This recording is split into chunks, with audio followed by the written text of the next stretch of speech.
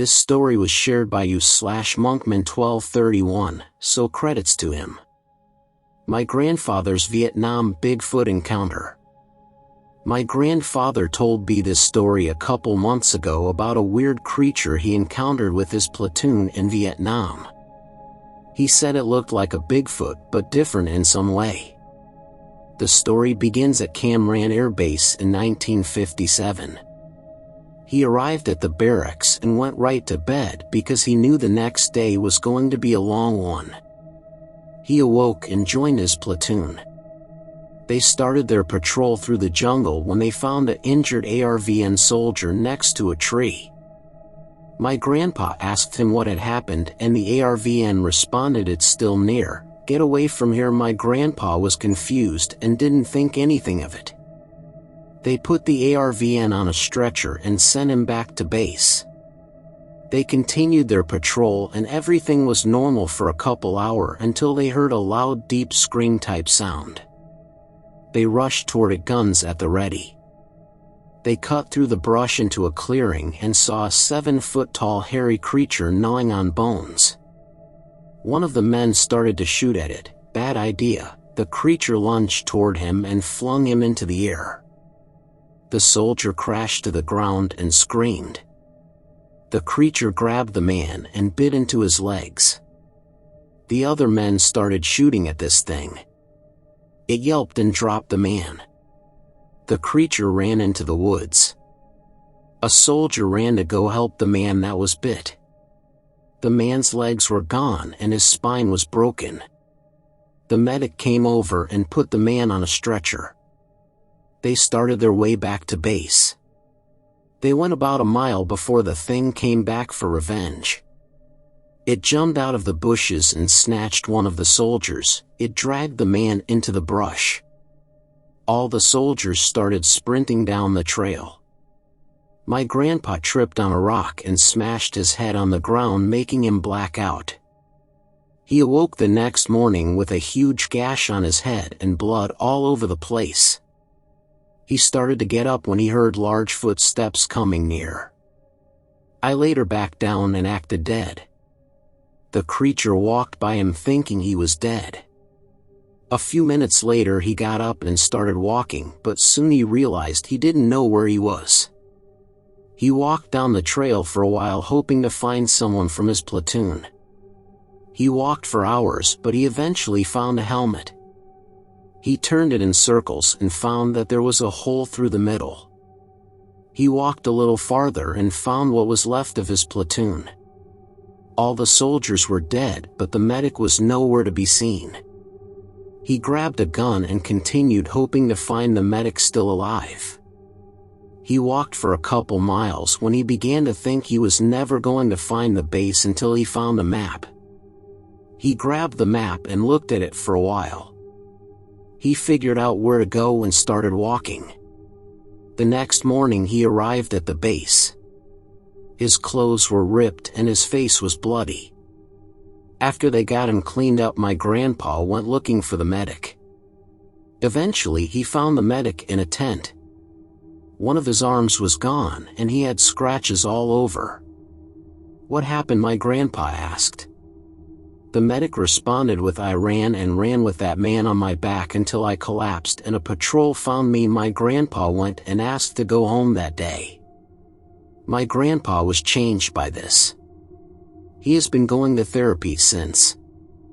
I've asked around and no one seems to know what that thing was, and my only explanation was Bigfoot. This story was shared by you/OnTheHunt237, so credits to him. I went searching for Bigfoot, but that's not what I found. Around 3 years ago, I was pretty down in the dumps. My long-term girlfriend just left me. I was back to living in my parents' basement, and to top it all off, apparently the world was supposed to end in a few months according to some old calendar. I bought into it, yeah. I was, and still am, big on prepping for global disaster. Who knows what sort of shit could happen? I'd rather be safe than sorry. Anyway, I had been doing some pretty heavy research into Bigfoot sightings. Gigantopithecus? Dude in an ape suit? Some other undiscovered primate? Nobody knows. But I know it's out there, somewhere. I looked through page after page trying to gather as much information as I possibly could. I was determined. It didn't take me long to decide I was going to head out into the wilderness on my own and search for this elusive fucker. I figured we all only had a few months to live anyway. What did I have to lose? I saved up some cash and went out to a sporting goods store to pick up some gear. A good tent and sleeping bag, as well as some other assorted camping supplies. I even nabbed some night vision goggles off of eBay. I was prepared, I was ready. I got a plane ticket to Washington State. I'd read that's where a lot of the sightings were, and flew out there within the week. The plane ride was uneventful except for one very strange occurrence. After polishing off quite a few rum and cokes, fuck it, the world's ending soon, right? I realized I had to piss like a racehorse.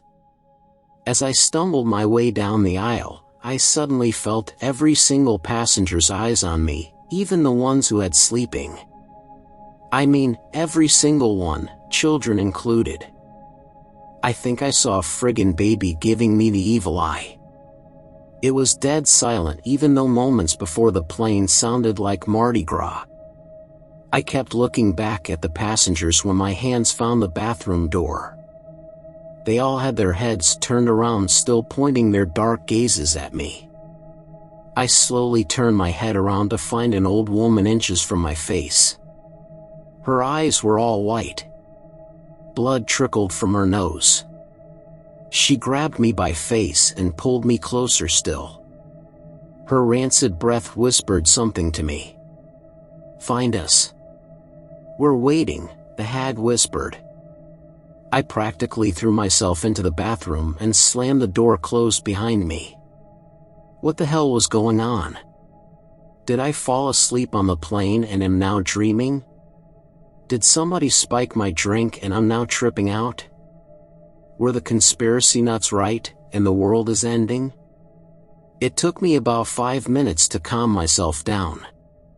I wasn't a huge fan of flying to begin with, let alone flying straight into a Twilight Zone episode. I decided to peek my head out of the bathroom to see if old Demonis was still there. She wasn't. It actually looked normal again. I stepped out of the bathroom and walked back to my seat. Nobody was staring at me anymore. Had I imagined all that? I wish I could say that I had, in fact, imagined it all. But unfortunately, as I sat down, I noticed there was a small piece of paper in my seat. It was a business card. It was all white, plain, with nothing but an address on it. 237 Highway 12E, Packwood, Washington. Ladies and gentlemen, this is your captain speaking. At this time, we'd like to ask y'all to please return to your seats and buckle up, as we'll be preparing to make our touchdown in beautiful Emerald City of Seattle. The plane taxied to a halt, and I got off, eager to get the fuck out of there. I opened the map app on my phone and typed in the address from the business card. The app couldn't find the address, typical of that buggy piece of shit, but it did show me where Packwood was. I knew I'd heard of it before. It was a little town deep in the wilderness between Mt. Rainier and Mt. St. Helens, prime territory for Bigfoot sightings. I'd planned on going through there anyway on my way south, so I could stop off for supplies before heading into the forest. I turned the card over in my hands, and I shrugged. I figured, the hell with it, I'm out here for adventure, aren't I? Might as well check the place out. I got my bag, haggled with the rent-a-car clerk for a bit, and started the 2-hour drive south. I listened to the radio, the station selection slowly dying out the further I got from Seattle. For the last 20 minutes the only thing coming in was a single station playing old-timey music on an endless loop. The same strange tune, over and over, fuzzed with little bursts of static now and again. By the time I reached Packwood, it was starting to get to me. I thought I could hear someone whispering in the static. It was the middle of the night when I reached the town. I drove down Highway 12, noting the address signs as I went, looking for the address on the card. All the numbers were in the 13,000s. Whoever wrote down 237 must have made a mistake. I pulled into the Packwood Inn and went into the office. No one was there, just a few keys laid out on the counter and a handwritten note that said "Pay up in the morning." I grabbed one and opened up a room. I was exhausted from the long trip, and I plopped down on the bed. I fucked around on my phone for a bit, thought about texting my ex-girlfriend. "You said I should have more ambition? Well, how about motherfucking Bigfoot hunting?" I typed before deleting it, and I fell asleep. I woke up a couple hours later. It was still dark out. I have trouble sleeping in unfamiliar places, so I decided to just get an early start on the day. I went into the bathroom, pulled my shirt off to take a shower. I froze. I stared into the bathroom mirror, unable to process what I was seeing. The number 237 had been written on my chest in crimson red paint.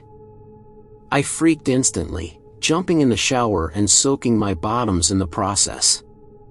The red numbers melted slowly into formless pink and red shapes. I fought down the panic as the shower warmed from its biting cold, and I scrubbed the last remnants of the numbers off of my chest. Someone had been in my room and somehow painted numbers on my chest, all without waking me up. I had no idea what this meant, but I knew it wasn't safe to hang around my room any longer. I hadn't unpacked much at all, and I grabbed everything that I had brought with me and hurried down the empty hallways. I passed the desk again, still empty, but the sign had been pulled down off of it, the only sign of another fucking human I had seen. As I saw the lobby doors, my hurried walk turned into a jog, and I stepped into the surprisingly crisp night air. I turned the rental car on to the same old-timey music.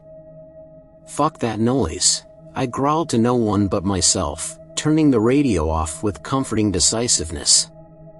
Despite the lack of people, or maybe because of it, I felt watched.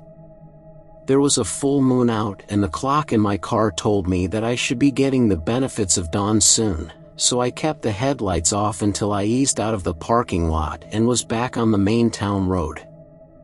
Back on Highway 12. I drove north. Although the technical area of Packwood was large, most of the buildings were clustered in the center near the inn and tourism centers, and as I drove with a slowly growing sense of tension, I passed a church, and then the only sign that I was still in Packwood were paths that cut into the trees and disappeared, side roads that lead to nestled houses in the forest. I should have just kept going, left the entire town behind. I didn't. Something red flashed in the dim edges of my headlights and I stopped, mind whirling towards the numbers that had been painted on my chest. I suppose one thing all Bigfoot hunters have in common is undying curiosity and placing personal comfort and safety below the thrill of the chase. I gathered all of my survival gear that I had thrown in the back seat and put it on, just in case. I shone the flashlight around looking for what I had seen. The trees were marked. Marked with crimson paint. Unlike what had been on my chest, this paint was faded, worn away on the bark save for the well-preserved. You could still make out the shapes of the markings through the paint that was preserved in the cracks with a little effort. I knew from both my research on Bigfoot sightings and the brief search on Packwood I had done after receiving the address that the town had, for most of its history, been a lumber town. The industry had collapsed in the late 1990s, and the town's big lumber mill had closed down suddenly. These trees had been marked for harvesting but had never made it. Most were marked with simple X's, but my flashlight fell on red lettering. 134, not the number I had been given. But there were other trees. Not very many were marked with numbers. There were several 134s, but I saw a 222 and swallowed. My heart was racing now, and I jumped as the handheld radio in my pack suddenly crackled to life, the music nothing but broken words fighting to cut through static now. "Find us." The words echoed and I felt compelled. I broke into the trees, abandoning the highway as I panned my flashlight tree to tree, searching and working deeper into the swatch of trees that had been marked. In my head I went over everything I knew about Packwood. Unfortunately, my knowledge of its actual history mostly ended at the lumber mill, and most of what I knew revolved around Bigfoot sightings. Packwood wasn't exactly a mainstream destination for Bigfoot sightings. It had only really started getting any amount of significant sightings around 10 years ago, and even then nothing conclusive. Really, you would only know to look for Bigfoot at Packwood if you were the kind of obsessive hunter that had already exhausted the mainstream spots, the kind that went into further and further remote regions, trusting success to slimmer and slimmer chances. The more underground the better. I personally had even considered Packwood nothing serious. Not until the hag on the plain. The kind of hunters who no one was surprised went missing, the thought crossing my mind the same moment my light crossed a hulking pitch-black pine, 237 scrawled across its trunk in fresh crimson letters. The radio was hissing static like whispers, and the phrase "we're waiting, we're waiting, we're waiting" droned through my mind. Once my light had found the one tree, I saw another. There was a whole scattering of black pines, trunks twice as thick as the ones around them, a dense sleek black only marred by the bright red numbers on each of their trunks. "Find us, we're waiting." And then, silence. The radio stopped. The whispers ended. It was nothing but me and the sound of the night, that all-encompassing quiet that steals all that you are into its own blackness. Until it was disturbed. I hardly noticed it at first. It grew slowly into my consciousness, a sound that I was familiar with, but somehow didn't know, a droning, wispy sound, but not one I should have been hearing there. There was something behind the pine. From where I was standing, it was hard to make out.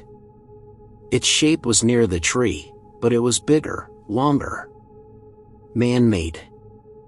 I moved toward it, and suddenly the sound made sense to me. There, crashed and dilapidated into the middle of the trees, was an airplane. And suddenly the sound made sense to me. I was hearing an engine. It was torn and broken, but it somehow still seemed to be ready for flight. Its doors gleamed out like an invitation, and one that I wasn't going to dismiss. Curiosity, as it always does, got the best of me. I wrenched the door ajar, orange rust preventing it from moving any smoother. It was impossible to get in with all of my gear, so I left it by the door to retrieve it, just in case. The moment I entered, I knew something was wrong. I couldn't see or hear anything, but every other sense just felt wrong. The ground was wrong. The smell was wrong. Even the very air of it was wrong. I reached back through the door to grab my flashlight. I shone it around me, my immediate area at first, and then at the preceding aisles before me. And it was wrong. I was not alone on the airplane. Every single seat was full with crumbling skin and slack-jawed bones, buckled in as if it were just now making the descent. The strange thing was, they were all in different levels of decay. The remains of a dressed-up woman cradled a swaddle of death in her arms, while a fairly intact man with glasses studied an in-flight magazine. And, near the back, an old woman with a toothy, blood-stained grin stared at me. They all stared at me, every single one. They all watched me with dark gazes from eyes they didn't have, judged me with sneers of faceless expressions. Every face. Every aisle. Every seat. Every seat save one. It was empty, on the aisle, and strangely familiar. I walked to it, slowly, the empty eyes of every passenger watching me pass. It was labeled 37, but beside it, someone had painted a crimson 237. And then, I knew. I knew why it all felt so familiar. Why the plane was like a distant memory and the seat déjà vu. This was my seat. On the plane, this was my seat. And this was my seat now. I sat down, and it was right. Just right. I buckled myself in, because safety first. My tray table was secure, but I was sure that any minute now the pilot would announce refreshments, and I would get a rum and coke and maybe take a nap. And their eyes weren't on me anymore because we were ready, up, and away. They were waiting. And I had found them. And then, 17 hours later, she found me. Her name was Deanna. She was a hunter, just like me. She pulled me from the plane and from the brink of insanity. She'd been out camping and found the numbers, followed them just as I had. When she heard the droning of the plane engine, curiosity got the better of her. That's when she found me, still in the seat. Still mindlessly staring into blissful nothingness. She brought me to her camp and then back into town. She left me at the bus station, and I never saw her again. This story was shared by you / just the 20%, so credits to him. I think it was Bigfoot. 2 weeks ago I considered myself a reasonably skeptic man. I was convinced that somewhere in the vastness of this realm another intelligent life form inhabited an Earth-like planet. Whether or not said beings have visited us was up for debate. Even though I had never personally experienced anything that could be considered paranormal, I had heard enough stories to leave open the possibility. On the contrary, the notion of the Loch Ness Monster, Bigfoot, Yeti, Mothman, and crypto things alike was laughable. As I lay in this hospital bed, crippled, in pain and in fear, my view on monsters has drastically changed. I work night shift security for a company that had been experiencing significant vandalism. Graffiti, broken windows, litter, the types of things bored kids find fun to do. The building is located on the outskirts of a small suburban area. The backside, shop area, of the property faces a set of train tracks, a little traveled highway, and a vast forest beyond the road. The front was offices, where I spent most of my time. My duties basically involved watching TV and playing video games while keeping an ear out for any mischief outside. Once every hour I would take a stroll around the perimeter of the building. The first few months were the most eventful. It was rare that a night would pass and I didn't have to chase some kids off. A few times these encounters got a bit dicey. I'm not a gun person, so this led to me bringing my German Shepherd pup, Shu, to work with me. He is named after Michael Schumacher. Once the hoodlums realized that my dog didn't like strangers, they stopped coming around. The job became a breeze for a while. And then some strange things started happening. It all started 3 Thursdays ago. It was raining that particular night. I don't make the rounds as much when it rains as I figure nobody really cares to be out in that crap. I was working a typical 10 p.m. to 7 a.m. shift, and the 2 previous perimeter checks were uneventful. I donned my rain gear and headed out for a 4 a.m. check. As soon as I stepped outside, I was greeted by a horrific odor. A combination of feces, wet dog, and a dumpster on a 100-degree day raped my nostrils. I don't know if it was the smell or what, but Shu was hesitant to leave my side. Unusual behavior for him. As we made our way around the building, the smell still piercing our noses, my flashlight picked up the reflection of something in the grass. It was a blood trail. Shu led the way along the path. Ultimately, we discovered a deer carcass. It was absolutely torn to shreds, blood and guts everywhere. Both of its hind legs were missing. Once morning came around, and the evidence was brought to the building's owner attention, we both agreed it was most likely some type of a prank. We buried the remains in a hole in a far corner of the property. The next night was clear but crisp. My rounds occurred more frequently. Everything was normal until around 2 a.m. It was somewhere around 2:15 when Shu started freaking out. He was barking incessantly, and I couldn't calm him down. I walked into the shop area and immediately heard what sounded like heavy footsteps coming from the roof of the building. A brief check around the building revealed no ladders or any other means of accessing the roof. That smell from the day before was lingering, although nowhere near as pungent.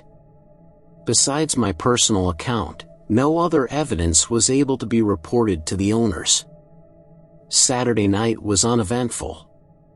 Sunday evening would change my life forever. After a fairly anxious but boring 3 hours, I hear a window break. Shu is scratching at the door before I can even get to it. It sounded like a back of the building occurrence, so we quickly made our way there. Everything appeared normal. No kids, no pranksters, nothing. Then Shu took off in a dead sprint. He ran straight towards a small grove of trees separating the property from the train tracks. As I yelled for him to come back, he froze in his tracks about 10 feet from a cluster of 4 or 5 trees. A large, muscular arm reached out and encased his head in its palm. A quick jerk of the wrist and Shu's neck snapped like a twig. Horrified by the sight, I let out an audible gasp. Whatever this beast was, it immediately focused its attention in my direction. There are 3 entrance points to this building, the nearest 2 are locked. The only unlocked entrance point would require me to run between this monster and the door. Since it was dark, I figured I could make it. I started sprinting. I made it about 25 to 35 yards before I felt a tug on the back of my shirt. The strength of the grip rendered me unable to escape. I fell to the ground. My heavy breathing only served to drown out the thunderous beating of my heart. I managed to gather my bearings only to realize I was being mounted by something. I suppose it took my mind a while to comprehend what my eyes were viewing. I was being pinned to the ground by an ape. An ape covered head to toe with matted red to brownish fur. A human face with a primate body had me pinned to the earth. This creature's eyes glowed a vibrant red. We locked eyes, and it was at this point I came to the conclusion this beast was about to take my life. I vaguely remember trying to kick and punch my way out of this thing's control. My attempted recourse proved futile. My last memory is a bit clouded, but I can clearly recall looking this thing eye to eye, and feeling a certainty of death. The giant beast picked me up and hurled my defenseless body against a tree. 20 to 28 feet up, the tree snapped in half. My helpless body served as an unsuccessful saw. I assume a Sasquatch is what broke my back and has left me confined to this hospital bed. My vertebrae lost its battle against said lumber. Bigfoot is real. Bigfoot kicked my ass. I'll never forget that smell. I'll never forget my eye contact with a creature spawned straight from the depths of hell. I miss Shu, and I miss my innocence.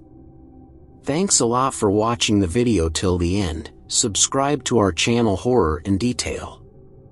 Drop your opinions/suggestions in the comment section, and like the video as it helps with the YouTube algorithm.